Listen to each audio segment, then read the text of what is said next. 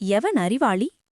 இளைஞன் ஒருவன் பல திறமைகளை வளர்த்து கொள்ள வேண்டும், எல்லோரும் தன்னை பாராட்ட வேண்டும் என்று விரும்பினான். அதற்காக பல்வேறு இடங்களுக்குச் சென்று பல கலைகளை கற்றுக்கொண்டான். தன்னைவிட திறமையுள்ளவன் இந்த உலகத்தில் எவரும் இல்லை என்று ஆணவத்தோடு இருந்தான்.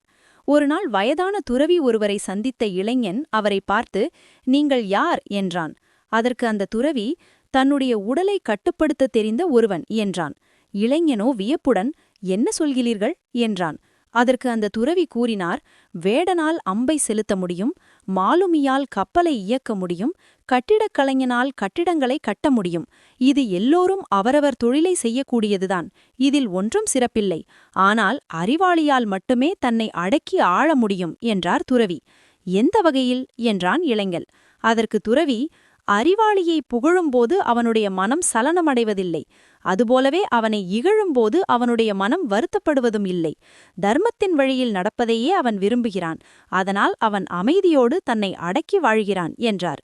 இதை கேட்ட இளைஞன், இவ்வளவு கலைகள் கற்று தாம் ஒரு அறிவாளியாக வாழ கற்றுக்கொள்ளாமல் ஆணவத்தோடு திரிந்தோமே என்று வருந்தினான்.